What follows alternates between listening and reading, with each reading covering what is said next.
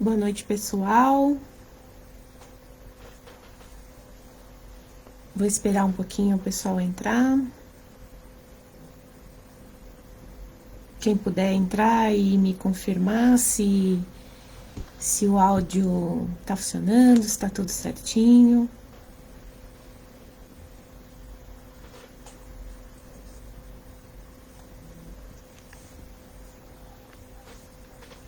Quem puder confirmar para mim, tá bom? A gente já vai começar aqui, ó. Boa noite. Pode me confirmar se tá tudo ok? Já tô vendo os comentários aqui.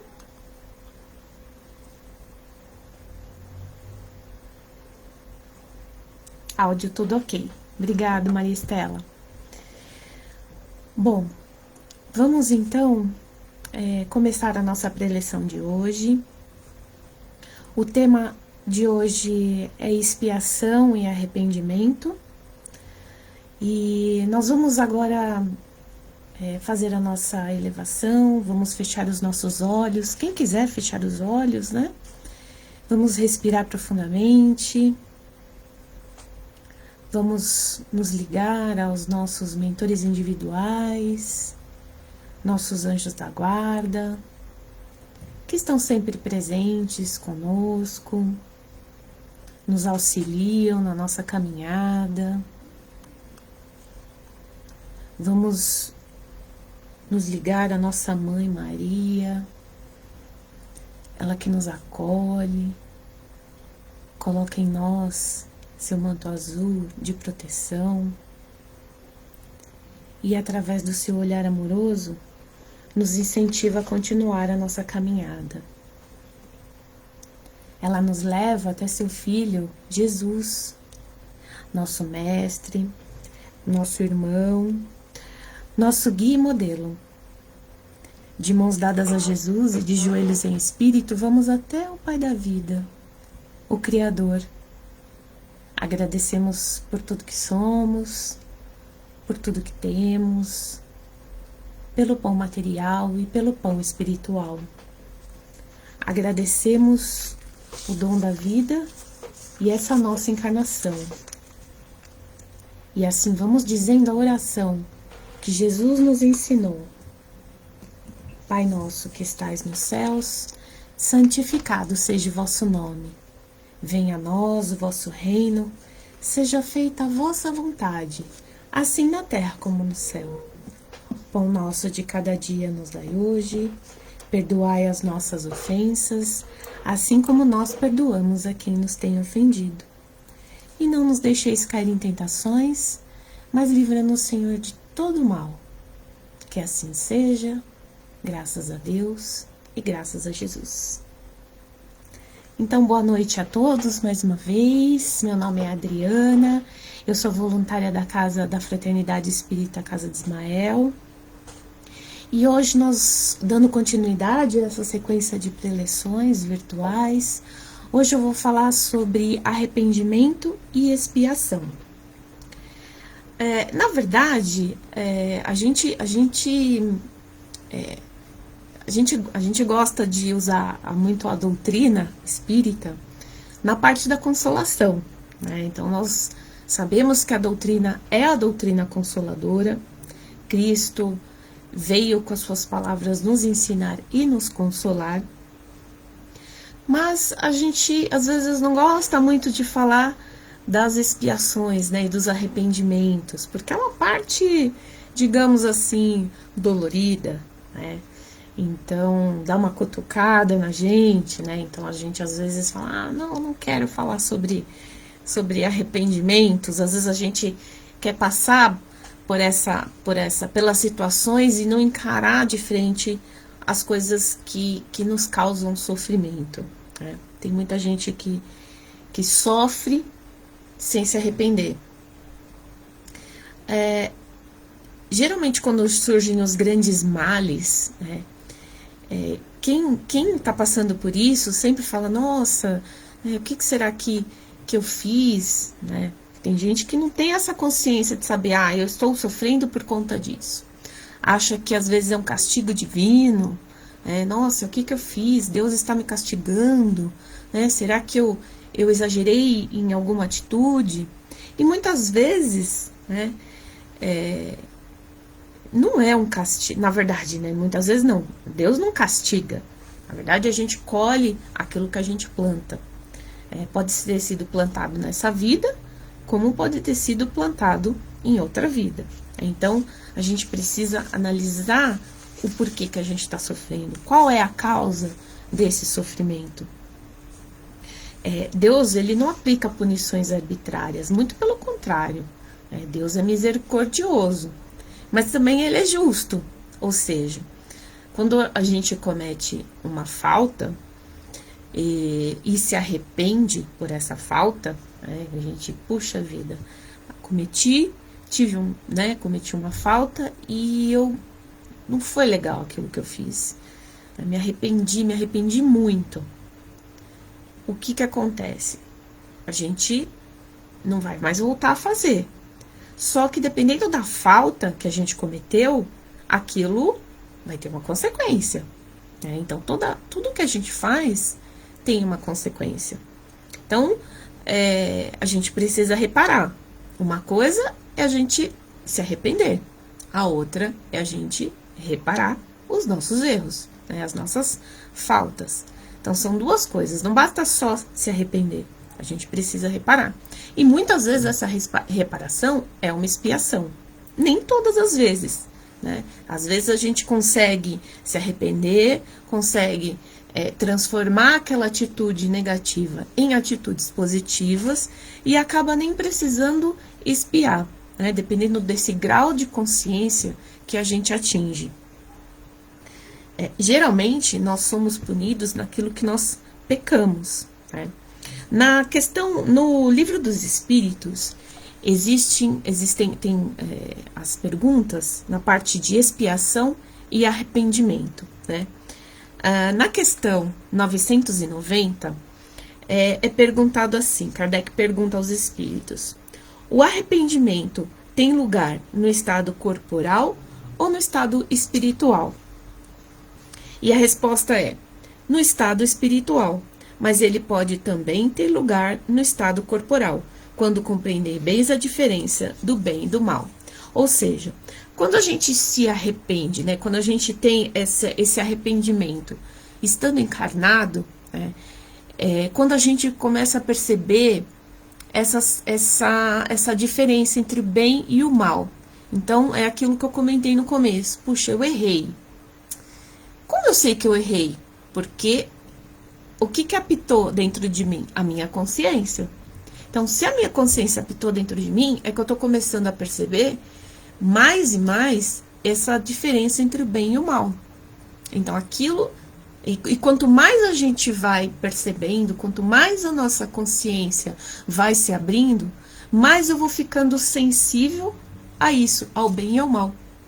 E aí eu vou treinando, nós vamos treinando essa nossa consciência, vamos ampliando a nossa consciência, até o ponto que quando a gente se depara com a mesma situação, né, ou com uma situação semelhante, porque a vida é assim, né? A gente passa por uma situação e a gente erra naquela situação. Puxa vida, errei. Eu não vou fazer mais. Aí, de repente, vem uma outra situação semelhante, que é como se fosse uma prova mesmo, pra gente ver. Será que a gente passa por essa prova? Se a gente tiver a mesma atitude anterior, a gente não aprendeu nada. Agora, se a gente pensar, poxa vida, eu já fiz isso, já passei por isso, e não deu certo, eu me arrependi, não quero mais isso pra mim.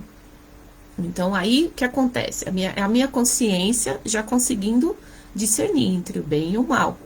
E aí eu consigo tomar uma outra atitude, e aí não erro mais. E aí, dificilmente, essa situação vai se colocar diante de mim novamente. Porque eu resolvi isso. Eu já consigo, diante daquela situação, escolher entre o bem e o mal. Então, a gente não precisa mais passar por isso. Então, a gente vai para um próximo degrau, né? Nas situações que a gente precisa passar. E quando o espírito se arrepende desencarnado, aí o que acontece? ele fica ali com a consciência, né? Tem alguns espíritos que passam centenas de anos e não se arrependem. Demoram, mas se arrependem, porque todo espírito é resgatado, né? Todo espírito, ele tem essa chance de se melhorar. Mas alguns, né? Como o processo é individual, né? Então, o espírito, quando ele erra no lado material e vai para o lado espiritual, ele tem essa consciência e ele quer reparar. E como que é a reparação do espírito? Não é lá, é aqui, é encarnado. Então, o que acontece? Ele pede uma nova encarnação, uma nova chance para ele reparar aquilo que ele fez de errado. E geralmente, quando a gente está do lado de lá, né? Quando a gente está do lado espiritual, a gente pede muita coisa, muita coisa. A gente faz uma lista, né? E quer reparar tudo numa encarnação só. É a dívida que a gente contrai e quer pagar de uma vez. Só que a gente não tem esse crédito todo para saldar essa dívida. Então, o que acontece? Deus, misericordioso, justo e bom, ele parcela a nossa dívida, né? Porque muitas vezes a gente chega no lado espiritual, fala, vou pagar tudo de uma vez. Ah, então o que você vai fazer? Não, eu vou fazer 10 itens. Olha, espiritualidade, olha, tem certeza? 10 itens é muita coisa, né? Olha, você tem problemas sérios aqui que você não vai conseguir resolver. Melhor você diminuir isso. Ah, tá bom. Então, eu vou resolver 5 coisas, né, na minha encarnação. Olha, tem certeza? Porque, olha, tem isso aqui, isso aqui. E aí, quando a gente vem encarnado, muitas vezes a gente vem com uma pendência. Uma coisa que a gente precisa trabalhar. Sei lá, por exemplo, eu preciso trabalhar o meu egoísmo, a minha vaidade, porque numa outra encarnação, por conta do egoísmo e da vaidade, eu prejudiquei muitas pessoas. Poxa, mas só isso, egoísmo, vaidade? Ah, é simples. Aí a gente encarna.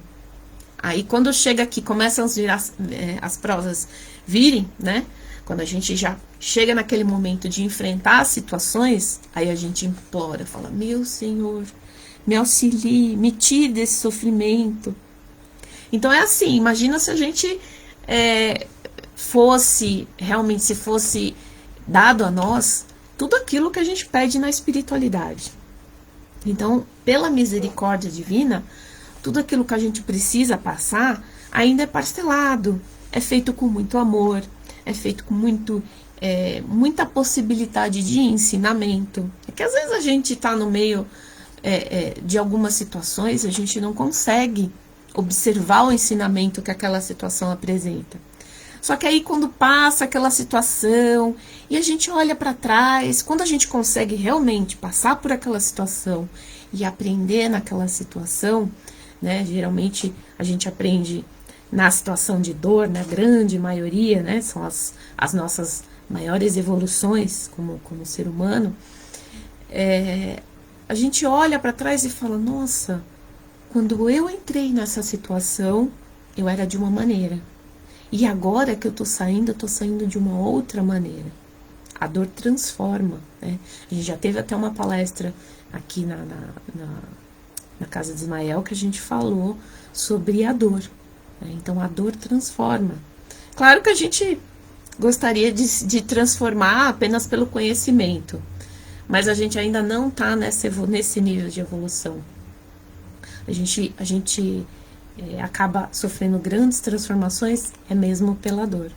E aí a gente olha para trás e vê o quanto a gente evoluiu, o quanto a gente cresceu nessa fase, né, dolorosa.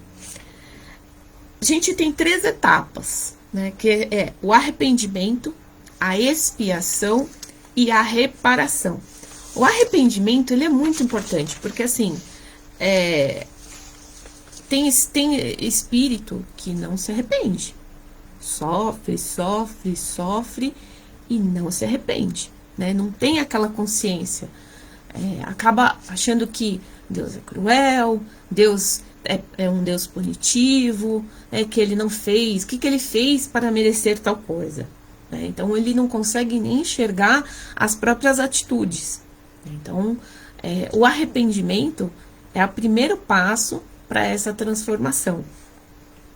Depois do arrependimento, a gente tem a expiação, que é quando a gente se propõe a passar por uma situação que a gente possa expiar tudo isso que a gente fez e reparar, né? Que a terceira parte é a reparação, para a gente quitar esse débito, né? Quitar essa dívida que a gente adquiriu, né? Porque são todas dívidas que nós mesmos adquirimos.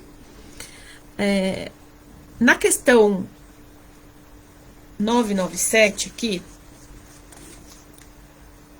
no Livro dos Espíritos, a gente tem assim, ó: vence espíritos de uma inferioridade notória, acessíveis aos bons sentimentos e tocados pelas preces que se fazem por eles. Como se dá que outros espíritos, que se deveria crer mais esclarecidos, mostrem um endurecimento e um cinismo dos quais nada pode triunfar? Aí a resposta dos espíritos: a prece não tem efeito senão em favor do espírito que se arrepende. Aquele que, possuído pelo orgulho, se revolta contra Deus e persiste no seu descaminho, exagerando ainda, como fazem os espíritos infelizes. Sobre eles, a prece nada pode e não poderá nada, senão no dia em que uma luz de arrependimento se manifeste neles. Ou seja, é aquilo que eu comentei dos espíritos que às vezes a gente, né, claro que assim, a gente sempre funciona fazer uma prece, mesmo para o espírito endurecido. Pode ser que o espírito esteja bloqueado para receber diretamente essa prece, mas com a prece ela dá um efeito de ajudar esse espírito com que ele fique com espíritos bons ao redor, né? Então, e tem espírito que passa muitos e muitos e muitos anos nesse círculo vicioso de achar que Deus é cruel. Não consegue refletir, parar e refletir e perceber o quanto ele mesmo errou e ele mesmo precisa mudar, porque a mudança está em nossas mãos. A natureza, ela não dá saltos, né? Nós passamos por 3 processos quando a gente faz a caminhada correta: o estudo, a reflexão e o sofrimento. O estudo, nós temos aí, por exemplo, na doutrina espírita, toda sorte de livros, de conhecimento, né, tudo que a gente tem aí acessível, que a gente pode estudar, né? Então a gente vai lá, a gente lê um livro, a gente tem o conhecimento daquela história, daquela situação, e aí a gente reflete, porque não adianta nada. Se a gente só lê o livro, li, blá, blá, blá, blá, blá, e aquilo não for incorporado, não adianta nada. Então a gente precisa da reflexão. O que aquele trecho pode influenciar na minha vida, né? Como o Evangelho no Lar, que a gente faz uma vez por semana. E aí, quando sai um trecho, a gente tem uma reflexão sobre aquele trecho. Não é só uma leitura, né? A gente tem uma reflexão. Então, e a gente sempre consegue colocar sobre em cima de uma situação que a gente está vivendo, ou de alguém que viveu e aquela história puxou aquilo. Então, são essas reflexões que fazem a gente absorver esse estudo. E o sofrimento. O sofrimento, o que ele é? Ele é o despertar do espírito. Poucos, como eu falei, poucos chegam pela dor, né? A maioria chega pelo sofrimento, né? É o sofrimento que deixa a gente, que acaba transformando. Muita gente quer ficar aqui a passeio, né? Não quer se importar com as situações, não quer olhar para os problemas de frente, né? Às vezes tem pessoas que não quero lidar com isso, não quero, isso é uma coisa que não quero perdoar, não quero mudar, eu já sou velho demais para mudar, não, eu sou assim mesmo, pronto, acabou, né? Então são pessoas que não querem encarar, sabe que sofrem, né? Porque, por exemplo, a pessoa orgulhosa, ela sofre, A pessoa vaidosa, ela sofre. Por mais que a gente veja um verniz social ali de uma maneira diferente, por dentro elas sofrem. Mas elas não querem mudar. Né? Então, e aí querem continuar nesse sofrimento. Não quer mudar, não se arrepende. A dor sempre é consequência de algo. Então, assim, se a gente fez alguma coisa que desviou a gente do caminho, ou a gente foi contrário às leis de Deus, o que a gente vai ter de resultado é a dor. Então, essa dor, ela vai servir como um alinhamento. Então, assim, ela vai alinhar a gente para aquilo que a gente precisa, vai precisar viver e transformar dentro de nós. Quantas situações, às vezes, a gente fica pelo comodismo, né? Quantas situações na nossa vida a gente não quer encarar. Ah, não, isso dá muito trabalho, eu não vou encarar isso daí, né? A gente sabe que aquela situação sabe a sujeirinha para debaixo do tapete? Muitas vezes a gente joga a sujeirinha para debaixo do tapete assim, né? Não a sujeira física, digamos a sujeira emocional. E aí, porque a sujeira física, se for a sujeira física, a gente vai jogando, uma hora vira o quê? Um calombo no tapete. A sujeira emocional, pior ainda. Então, muitas vezes a gente sabe que tem aquele problema, a gente sabe que tem aquela questão que a gente precisa resolver, aquilo tá causando um sofrimento, e a gente empurra. Ah, não, isso eu não vou ver, porque isso vai me causar um sofrimento, eu vou ficar aqui onde eu tô. Só que onde eu tô, também dói. Então, às vezes até a pessoa tem mais medo de transformar do que a transformação em si. Porque às vezes a transformação em si nem vai causar tanto sofrimento assim. O arrependimento e a gente ir atrás da solução disso não vai nem causar tanto sofrimento assim. Mas a gente tem medo de mexer na sujeira que está debaixo do tapete.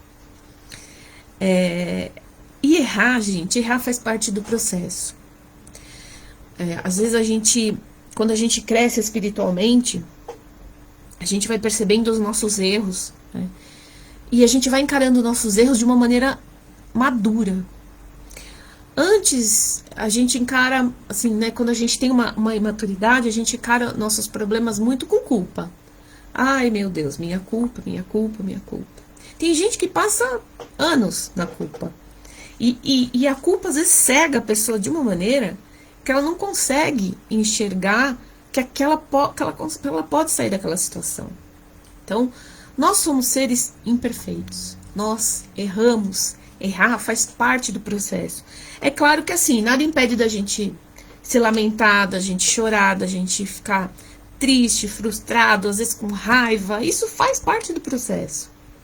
Mas o importante é a gente enxugar os olhos e olhar aquela situação onde a gente errou e falar, puxa vida, eu não vou mais fazer isso.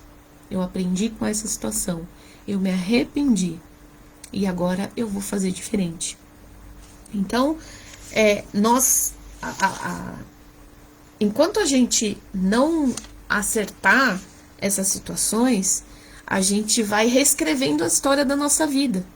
Então, a gente tem uma reencarnação e a gente reescreve uma situação que a gente errou na vida passada. Na outra encarnação, a gente reescreve uma outra situação.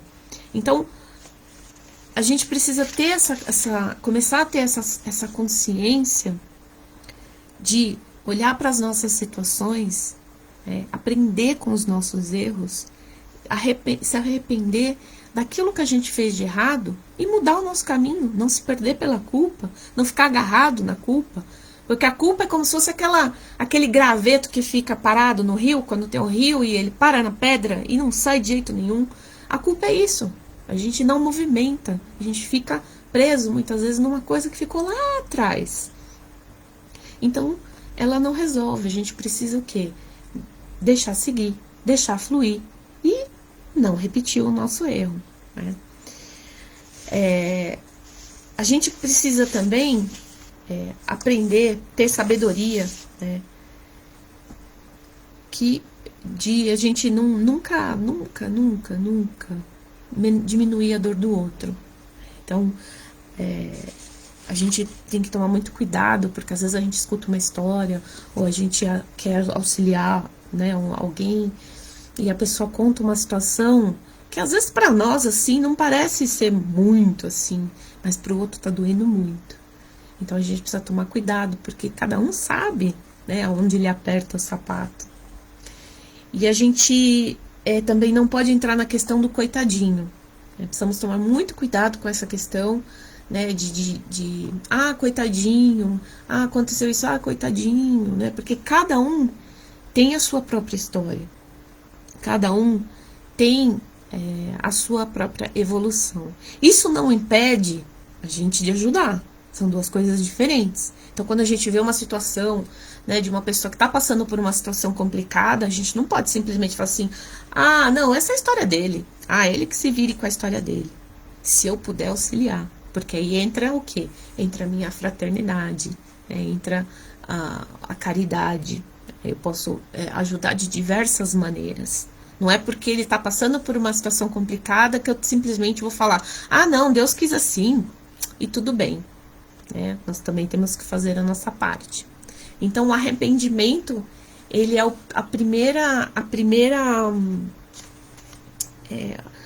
a porta de entrada para o processo de transformação.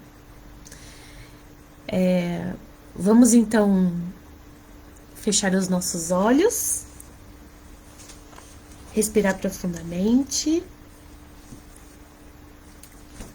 Vamos pedir licença para terminar este evangelho. Vamos reunir os nossos melhores sentimentos e os nossos melhores pensamentos e fazer uma vibração pelo nosso planeta, pelo nosso país, por todos aqueles que se encontram nos hospitais, sejam em leitos de dor ou sejam na linha de frente, por todos os trabalhadores, os moradores de rua, os idosos, as crianças e por nós mesmos. E vamos deixar também uma vibração para que a espiritualidade leve aonde se fizer necessário. E assim, vamos finalizando esse evangelho com a oração que Jesus nos ensinou. Pai nosso que estais nos céus, santificado seja o vosso nome. Venha a nós o vosso reino, seja feita a vossa vontade, assim na terra como no céu. O pão nosso de cada dia nos dai hoje, perdoai as nossas ofensas, assim como nós perdoamos a quem nos tem ofendido. E não nos deixeis cair em tentações, mas livra-nos, Senhor, de todo mal. Que assim seja, graças a Deus e graças a Jesus. Obrigado, pessoal, por me permitirem trocar algumas palavras. Eu desejo que Jesus abençoe a todos, que vocês tenham a paz, consigam ter uma semana tranquila, mesmo no meio de tudo que está acontecendo, uma semana abençoada, tá? Fiquem com Deus. E muito obrigada.